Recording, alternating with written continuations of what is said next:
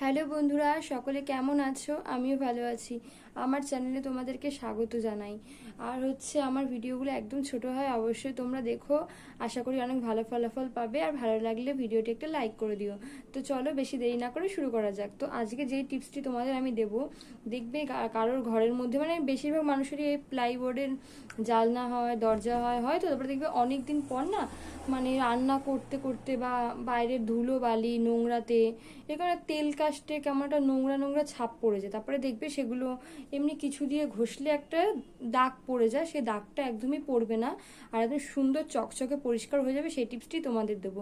কারণ আমাদের বাড়িতে কি বলতো, প্লাইবোর্ডে এরকম দরজা জানলা সব আছে, তো আমরা নিজেরা সেটাকে ট্রাই করে দেখেছি, দেখার পরে ভালো ফলাফল পেয়েছি, তাই জন্য তোমাদের কাছে শেয়ার করছি।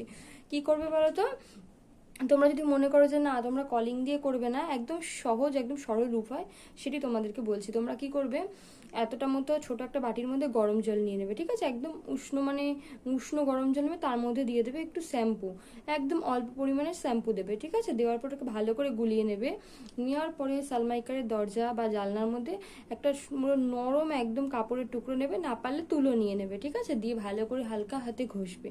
ঘষার পরে কি করবে, আর একটা সুন্দর সুতির ন্যাকড়া নেবে, ঠান্ডা জলে ভিজিয়ে সেটা দিয়ে একবার করে মুছে নেবে। দেখবে ওই গরম জলটার মধ্যে দিয়ে তেল কাস্টের নোংরাটা পুরো একদম উঠে চকচকে হয়ে গেছে। এবং তারপরে যে ঠান্ডা জল দিয়ে ভিজিয়ে যেই কাপড়টা দিয়ে পুছে নেবে, দেখবে পুরো চকচকে হয়ে গেছে। কেন বলো তো বলছে, একদম সহজ টিপস এটা, এর থেকে আর সহজ কিছু হয় না। কারণ এটা আমিও করেছি, করে দেখলাম অসাধারণ একটি রেজাল্ট পেয়েছি। আর কি বলতো, উল্টো পাল্টা করলে কি, নতুন জিনিস থাকলে দেখো দরজা জানলা যদি দাগ পড়ে যায়, লম্বা লম্বা দাগ পড়ে যায়, দেখতে খুবই বাজে লাগে, আস্তে আস্তে আস্তে বাজে হয়ে যায়। এর জন্য একদম সহজ টিপস, হালকা গরম জলের মধ্যে শ্যাম্পু দিয়ে ভালো করে বুলিয়ে নেবে সুন্দর করে, দিয়ে তারপরে ওই সুতির ন্যাকড়াটা ঠান্ডা জলে আর একটা ন্যাকড়া সুতির ভিজিয়ে পুছে নেবে, দেখবে পুরো চকচকে হয়ে গেছে, ঠিক আছে? পুরো কলিং ছাড়াই। আর তোমাদের বাইরে দিয়ে কিছু কিনেও আনতে হবে না, আর মাথা খাটিয়েও কোনো বুদ্ধি বার করতে হবে না। এই সহজ টিপসটি করো, অবশ্যই তোমরা সুন্দর একটি ফলাফল পাবে, ঠিক আছে বন্ধুরা? তো ছোট্ট সমাধান। তো বন্ধুরা, ভালো লাগলে ভিডিওটি একটা লাইক করে দিও, ঠিক আছে বন্ধুরা? চলো টাটা, পরের ভিডিওতে দেখা হবে।